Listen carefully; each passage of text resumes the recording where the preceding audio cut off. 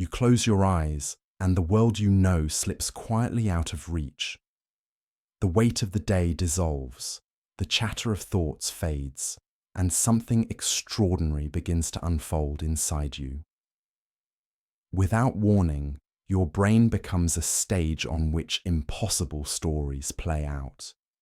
You walk through cities that never existed, speak to people you've never met, encounter fears and desires you thought long buried.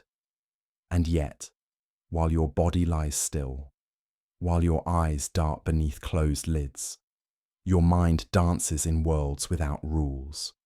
What strange alchemy transforms a resting brain into a theatre of shifting images and emotions? For centuries, dreams were seen as divine whispers, omens from the gods, messages meant to guide or warn. But as science grew bold, dreams fell under the microscope, no longer seen as gifts from beyond, but as artifacts of a restless mind, assembling memory, emotion, and imagination into flickering, nocturnal tapestries. Yet, even as neuroscience charts REM cycles and maps electrical storms across the cortex, the essential mystery remains. Why does a mind at rest need to invent whole worlds? Imagine waking tomorrow with the certainty that you will never dream again. At first, you might feel relief, the comfort of uninterrupted sleep, no bizarre images, no restless narratives pulling you from the depths. But slowly, something subtler would begin to change. Without dreams, the mind loses its night laboratory, its ability to process emotion, untangle memory, rehearse for life's uncertainties. Science shows us that dreams play a profound role in consolidating memory, regulating mood, and unlocking creativity. Rats dreaming after a maze run show patterns of brain activity that mirror their waking experience, as if rehearsing solutions while at rest. Human studies reveal that REM sleep boosts problem solving, inspires insight, and softens emotional wounds. But none of this fully explains why dreams feel so urgent, so vivid, so charged with meaning. Why doesn't the brain simply sort its data quietly, like a librarian filing books after hours? Why does it choose metaphor, symbol, and surrealism as its language? And here the philosopher steps onto the stage where the scientist hesitates. Perhaps dreams are not merely maintenance, but an unconscious philosophy at work. Perhaps the dreaming mind experiments with truths the waking mind fears to touch, reshaping trauma, desire, and identity into forms we can approach safely. Freud believed dreams revealed hidden wishes. Jung saw them as dialogues with the collective unconscious, myths we play out to integrate the fragments of the self. But if dreams are guides to meaning, why do we so often forget them? You wake, heart pounding, mind spinning, the dream still electric in your skin. And by breakfast, it has slipped through your fingers like water. Could it be that dreams are meant not for memory but for transformation? That they imprint themselves not on the intellect but on the emotional body, changing us without the need for conscious recall? Imagine a future where no dream goes unrecorded. Neurotechnology whispers of a coming era when we might scan and reconstruct dream imagery, replaying the mind's midnight theatre on a screen.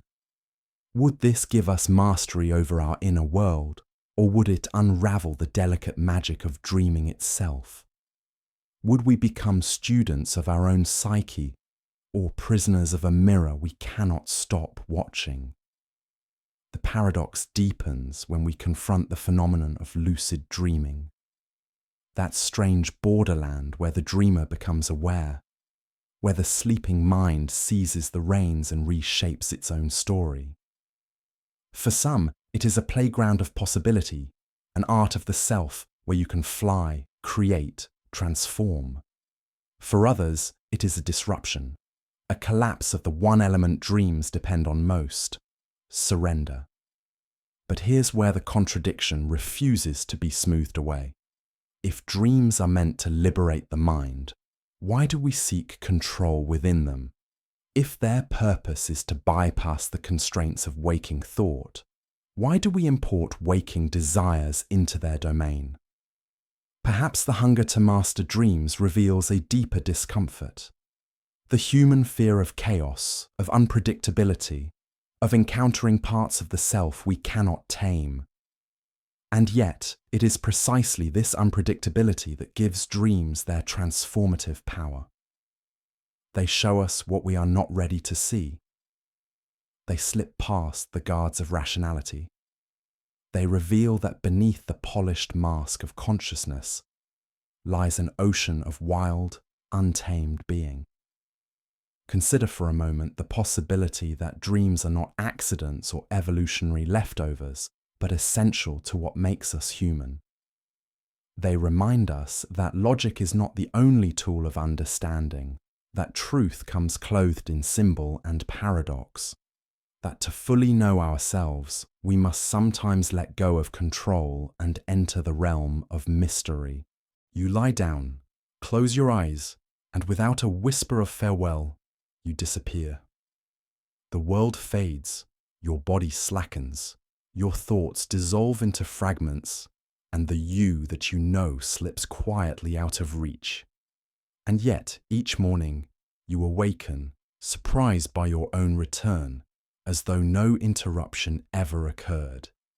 But what if this interruption, this gap in our continuity, is not merely a passive necessity, but a profound philosophical act we perform every night? Sleep, long dismissed as mere biological upkeep, has haunted philosophers for centuries. To Aristotle, it was the body's way of restoring balance, an organic response to the limits of physical endurance.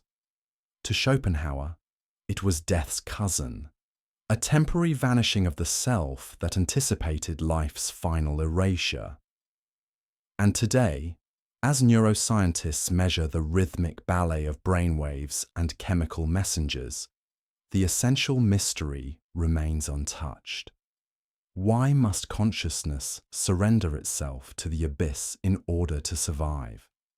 Imagine a world in which sleep was no longer required, in which a pill, a genetic edit, or a machine erased the need for nightly retreat. Would we become gods, liberated from the tyranny of fatigue? Or would we unravel, hollowed out by endless wakefulness? Sleep is not just a function, it is a boundary, a rhythm that shapes our experience of being alive. It marks the edge where agency dissolves, where the restless mind yields to forces beyond its grasp. For all our intelligence and invention, we cannot will ourselves into sleep. We can only prepare the conditions and wait for the descent. In this way, sleep is an intimate teacher of surrender, an arena where control falters and trust, whether in biology, nature, or something more elusive, takes over. And in that surrender, something miraculous happens. The mind reorganizes, the body repairs, the spirit perhaps remembers its humility. But here the paradox sharpens. For as essential as sleep is, modern life treats it as an inconvenience, an obstacle to be overcome. We boast of short nights, of 5-hour routines, of hacking sleep to maximize output. We fill the dark hours with screens, lights, and stimulation, as if we could outwit our own biology. Yet what does this reveal but a profound discomfort with powerlessness? To sleep is to admit we are not machines, that we have limits, that the mind itself depends on cycles beyond its control. It is to acknowledge that even the most determined will collapses in the face of nature's quiet command. And perhaps this is why we resist it, not because we underestimate its value, but because sleep whispers the uncomfortable truth that we are never fully sovereign over ourselves. Consider, then, the experience of sleep as a philosophical rehearsal. Each night, the self dissolves, the world vanishes, and a theatre of dreams takes its place. We drift through landscapes that defy logic. We encounter figures both familiar and strange. We live stories untethered from the rules of waking life. And yet, upon waking, we stitch these nocturnal fragments into the fabric of our identity, often without conscious effort. What does it mean that we survive our own disappearance, night after night, and return more or less whole? Heraclitus once said, "You cannot step into the same river twice." Perhaps we cannot awaken as the same person twice either. Sleep reshapes us in ways we scarcely register, softening grief, tempering anger, resolving dilemmas that resisted solution by day. In this sense, sleep is not just recovery, but transformation, a daily metamorphosis hidden in plain sight. But here's where the contradiction deepens. If sleep is both essential and transformative, why do we cling so fiercely to the illusion of uninterrupted selfhood? We imagine the self as a continuous thread, unbroken from birth to death, when in fact it is regularly punctuated by disappearance. The line is not seamless. It is a series of dashes connected only by memory and narrative. And if that is true, then who are we really? Are we the waking mind, the dreaming mind, or the mind in abeyance?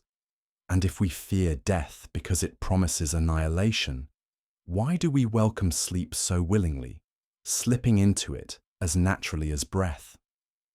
Perhaps it is because, on some deep level, we sense that disappearance is not the end, but a necessary interval, a retreat into the mystery that allows life to continue.